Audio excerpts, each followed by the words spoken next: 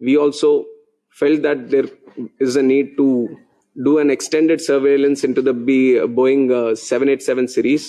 We have a very strict safety standards in the country also.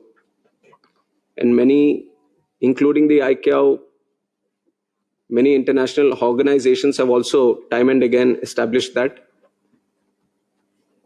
We do have a very strict protocol, robust protocol, which we follow every time. But when the incident happened, we also